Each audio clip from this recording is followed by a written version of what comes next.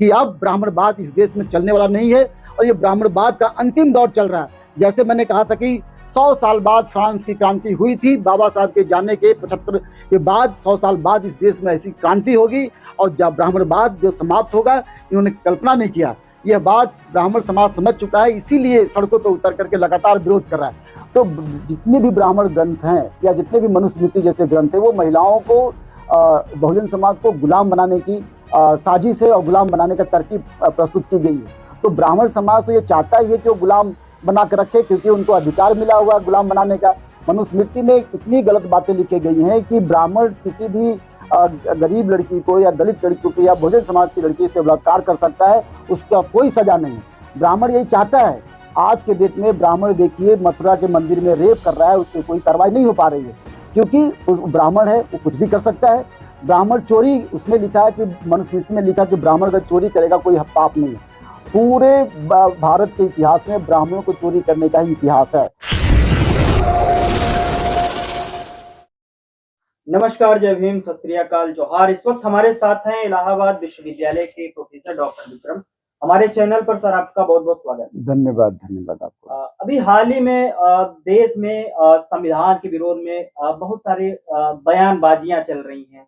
वहीं दूसरी तरफ मनुस्मृति की खातिरदारी हो रही है। मनुस्मृति के समर्थन में बहुत सारे जो बाबा हैं उनका बयान आ रहा है, एक आनंद स्वरूप है। उनका कहना है कि मनुस्मृति शासन काल में देश में जो है समानता थी और बाबा साहब अम्बेडकर उस मनुस्मृति के खिलाफ थे, उन्होंने मनुस्मृति को जलाया भी था।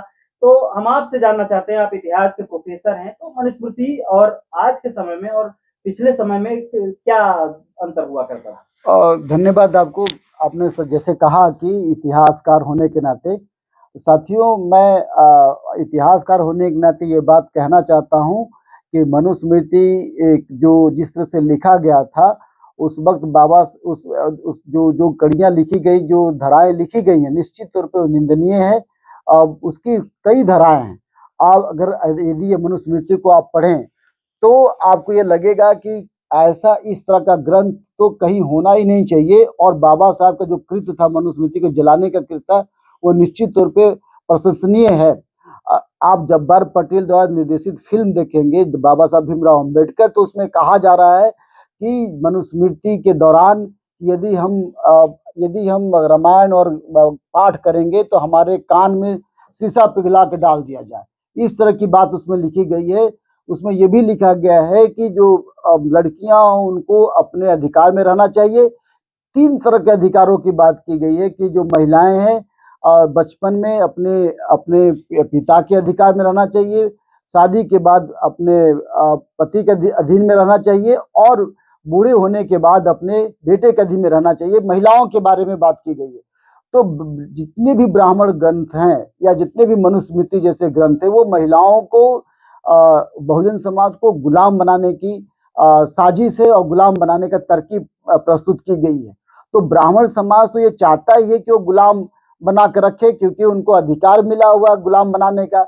मनुस्मृति में इतनी गलत बातें लिखी गई हैं कि ब्राह्मण किसी भी गरीब लड़की को या दलित लड़की को या बहुजन समाज की लड़की से बलात्कार कर सकता है, उसका कोई सजा नहीं है।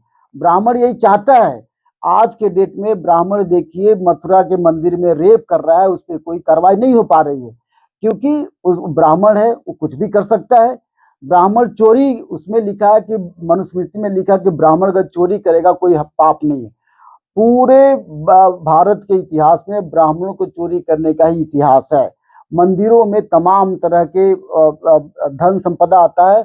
सवाल यह है कि मंदिर के धन कहाँ चले जाते हैं, किसके पास चले जाते हैं? क्या ये धन सरकार के पास जाता है? क्या ये धन किसी और गैर ब्राह्मणों के पास जाता है?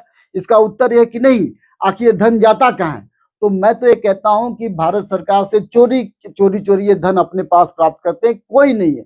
मनुस्मृति में न केवल इनके बारे में बल्कि ये भी लिखा गया है कि जो इनके ये किसी का हत्या कर सकते हैं, लेकिन ब्राह्मण की हत्या नहीं की जा सकती है। हत्या करना पाप है। तो इसीलिए ब्राह्मण के लोगों के द्वारा शुरुआत, यहाँ तक कि आधुनिक काल में मनुस्मृति की सारी बातें लागू होती थी कि ब्राह्मण का लड़का गरीब होगा तब भी गैर ब्राह्मण लोग उनके पैर छुएंगे, उनके आदर करेंगे, अगर गरीब ब्राह्मण का लड़का छोटा होगा। इसलिए ब्राह्मण आज भी पूजनीय है समाज में। गाय और ब्राह्मण को कभी नहीं मारना चाहिए, इस तरह का विचारधारा मनुस्मृति में है। आपने ये देखा कि वर्तमान समय में गाय और ब्राह्मण की बड़ी पूजा की जाती है, क्योंकि इस मनुस्मृति जैसे ग्रंथ ही ये बताते हैं कि गाय और ब्राह्मण का सम्मान होना चाहिए। इसका सबसे अच्छा एग्जाम्पल मैं दे रहा हूँ। कोरोना पीरियड के समय में असम में किसी शादी समारोह की बात थी। वो आईएएस अधिकारी व्यक्ति था, जो यादव समाज का आईएएस अधिकारी था। वहां पे पुरोहित आकर के पूजा पाठ करवा रहे थे, शादी करवा रहे थे। उस डीएम ने, डिस्ट्रिक्ट मजिस्ट्रेट ने सबको मारा। पूरे भारत को दर्द नहीं हुआ जब उसने पंडित को मार दिया कि तुम कोरोना पीरियड में रूल का वायलेट कर रहे हो, वायलेशन कर रहे हो। उस रूल को वायलेट करने के लिए हम तुम्हें मार रहे हैं। उसके मारने के बाद पूरा ब्राह्मण समाज उठ खड़ा हुआ कि ये ब्राह्मणों पे ऊपर अत्याचार है। अब मुझे ये बताइए कि जहाँ पे मनुस्मृति में लिखा है कि ब्राह्मण को मारना पाप है, उसी क्रिया को प्राचीन काल की बात को मध्यकाल में लाया गया, मध्यकाल की बात को आपका आधुनिक काल में लाया गया, कंटेम्पोररी काल में भी चलाया जा रहा है, उसी बात को चलाया जा रहा है। तो मनुस्मृति खतरनाक है इसलिए क्योंकि उसी आइडिया को फॉलो किया जा रहा है। अब ये देखिए, छोटे छोटे बच्चे जिनको पढ़ने भी नहीं आता, उनको समझने भी नहीं आता, वो हमारे घर में पीएचडी प्रोफेसर को चराते हैं, कथावाचक का कथा सुनाते हैं। ये किसने कहा कि ढोल गंवार शुद्ध पशु नारी ये सब ताड़न के अधिकारी, पूजिए विप्र सकुल गुणा नहीं पूजिए शुद्ध ज्ञान प्रवीणा, कि जो ब्राह्मण ज्ञान से भी अपवित्र हो उसकी पूजा करें।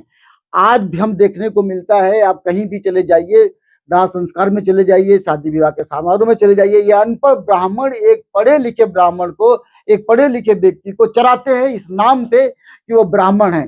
तो जन्मजात ब्राह्मण होने के नाते मनुस्मृति से जो उनको अधिकार मिला हुआ है, उसी अधिकार को यहाँ पे लागू कराना चाहते हैं।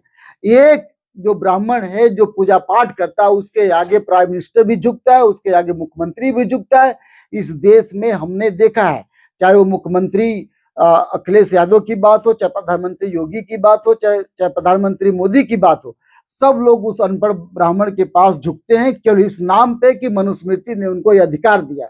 निश्चित तौर पे ये गलत है और लगातार ये चलता आ रहा है, जिसका विरोध हमारे समाज के लोग कर रहे हैं।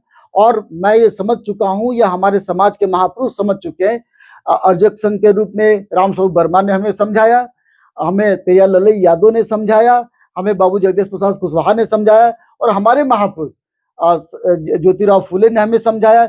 इस जग जाहिर है, सेलेब्रिटी के रूप में उन्होंने बताया कि कैसे मनुस्मृति खतरनाक है, कैसे ब्राह्मण खतरनाक है।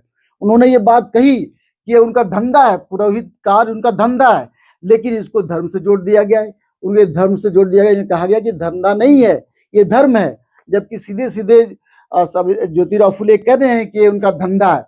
जैसे नाई का धंधा होता है बाल काटना, ऐसे ब्राह्मण का धंधा है पूजा पाठ कराना। यह बात समझने की जरूरत है कि किस प्रकार से मनुस्मृति हमारे ऊपर शासन कर रही है, और इसलिए डॉक्टर बी आर अम्बेडकर ने संविधान के माध्यम से इन सारे मनुस्मृति के दिए गए अधिकारों को समाप्त कर दिया है। और इसीलिए तमाम लोग, अभी जो आपने कहा कि तमाम बयान आ रहा है, ये इनके तड़पन है, ये इनका बिछो है। ये भारतीय जनता पार्टी के रूप में, आरएसएस के रूप में चाहते हैं कि मनुस्मृति के दिन दोबारा है, जो अधिकार उनको दिए गए तो अधिकार दोबारा मिले। लेकिन मैं आपके चैनल के माध्यम से कहना चाहता हूं कि वो दिन दोबारा नहीं आएंगे। डॉक्टर बी आर अम्बेडकर ने गोलमेज कॉन्फ्रेंस में कहते हुए कहा, अंग्रेजों से कहा कि वो दिन नहीं कि अंग्रेज दोबारा आकर के हम पे अत्याचार करेंगे, और ये वो भी दिन नहीं कि अंग्रेज जो ब्राह्मण है हम पे आकर अत्याचार करेंगे। और ये बात संविधान सभा के माध्यम से, हिंदू कोड बिल के माध्यम से, सेपरेट इलेक्टोरल के आइडिया से, रिजर्वेशन की पॉलिसी लगा करके, लिबर्टी इक्वालिटी फर्टिलिटी की बात करके, सॉवरेंटी की बात करके, रिसोर्स में बंटवारा करके उन्होंने ये सारी बात बता दिया है कि अब ब्राह्मणवाद इस देश में चलने वाला नहीं है, और ये ब्राह्मणवाद का अंतिम दौर चल रहा है। जैसे मैंने कहा था कि 100 साल बाद फ्रांस की क्रांति हुई थी, बाबा साहब के जाने के 75 के बाद 100 साल बाद इस देश में ऐसी क्रांति होगी, और जब ब्राह्मणवाद जो समाप्त होगा, इन्होंने कल्पना नहीं किया। यह बात ब्राह्मण समाज समझ चुका है, इसीलिए सड़कों पर उतर करके लगातार विरोध कर रहा है। मैं कहना चाहता हूं कि ये जो अनर्गल बातें हैं, ये इनकी तड़पन है, इनका दुख है कि अब हम हमारे समाज को खड़ा करने की जरूरत है, अब इनके अधिकार पे क्षरण हो चुका है, इसलिए ब्राह्मण समाज अब सड़कों पे उतर आया है और आर पार की लड़ाई करना चाहता है। लेकिन मैं आपके चैनल के माध्यम से कहना चाहता हूं कि ब्राह्मण समाज बहुजन समाज को कमजोर न समझे। अगर ये उनका भूल है कि जो बहुजन समाज वो कमजोर है, बहुजन समाज भी अब तैयार हो चुका है इनसे आर पार की लड़ाई के लिए। मैंने पहले भी कई बार कहा है कि अब संविधान के माध्यम से कानून हमने बनाया, SC/ST एक्ट बनाया। अब यदि हमें कोई चमार कहता है, सियार कहता है, पासी कहता है, उसको जेल भेजने की सजा है, हम जेल भेज रहे हैं। अब हमको जबरदस्ती कोई जमींदारी कानून के आधार पे बेगार नहीं करा सकता है। अब हम कानून के माध्यम से वो जेल भेज रहे हैं। आने वाले वर्षों में हमने ये देखा है कि जिस प्रकार से ब्राह्मण समाज अत्याचार पर उतर आया है, अगर सरकार हमारी बनती है तो हम नए कानून के माध्यम से अब रिसोर्स पूना पैक्ट की सारी शर्तों को लागू करेंगे और रिसोर्स में बंटवारा करेंगे, जल जंगल जमीन में बंटवारा करेंगे। वो सारे अधिकार हम लेकर रहेंगे जो हमें अधिकार अभी नहीं मिले हैं। तो वो दिन दूर नहीं जब हम नए कानून बनाएंगे और समाज में इनके जो अत्याचार किए गए, मैं आपको फिर बताना चाहता हूँ कि ये जो बार बार पुराना कानून ला करके हम पे अत्याचार करेंगे, PA कानून लगा रहे हैं, सिटीजन चार्ज लगा रहे हैं, हम इनके अलग बात करेंगे। जो भी व्यक्ति जाति का कुछ भी हमें मिलेगा वो जेल की सलाखों के पीछे जाएगा। जो भी जाति के आधार पर जो नंबर देगा वो जेल के सलाखों के पीछे जाएगा। हम कानून बनाएंगे कि 1 से 4 जो रिजर्वेशन पॉलिसी है उस पॉलिसी को उलट देंगे। पहला पद, दूसरा पद, तीसरा पद SC/ST OBC को रिजर्व होगा, जनरल कैटेगरी को बिल्कुल रिजर्व नहीं होगा। न केवल इतना कि रिसोर्स में पूरा बंटवारा करेंगे। इनकी जिनके पास 100 बीघा जमीन है वो सारे बीघा जमीन छीन करके कानून बना करके सारी जमीन का हम बंटवारा करेंगे। जिनके पास बड़ी बड़ी फैक्ट्रियां हैं, जो अपने दादाओं के जो करप्शन में फैक्ट्री बना, उस फैक्ट्री को हम कानून बना करके और उसके पैसे का बंटवारा करेंगे। और उसी तरह से ठेके में हम रिजर्वेशन देंगे। हर जगह पे रिजर्वेशन लागू, यहाँ तक कि कॉलेजियम सिस्टम में, जो कॉलेजियम सिस्टम अभी जुडिशरी में ब्राह्मण समाज का वर्चस्व है, उस कॉलेजियम सिस्टम में भी बदलाव लाएंगे, वहां पे कानून बनाएंगे और SC/ST OBC को जुडिशरी में रिजर्वेशन देंगे। न केवल इतना बल्कि काउंसिल ऑफ मिनिस्टर्स में जहां पे रिजर्वेशन पॉलिसी लागू नहीं है, उस रिजर्वेशन पॉलिसी वहां भी लागू करेंगे कि 33% कम से कम जो रिजर्वेशन है हमारा, 52% जो OBC है उसको रिजर्वेशन दिया जाएगा। कानून बना करके हर क्षेत्र में, मंदिरों में भी लिया जाएगा। यहाँ तक कि डिग्निटी के क्षेत्र में जो हमारा सम्मान नहीं करेगा उसको कानून के आधार पर जेल भेजा जाएगा। We deserve to be respected by our people and you deserve to be respected, and those who are going to insult our idea, those who are going to insult my dignity, they will send to the jail if they are not going to follow the rules and regulation made by our government. So जो आज अपनी मनुस्मृति के आधार पर जो कानून बनाकर राज किया है, उन सारे कानूनों को ध्वस्त करके, रिलीज को ध्वस्त करके नए कानून बनाए जाएंगे और उनको जेल भेजा जाएगा।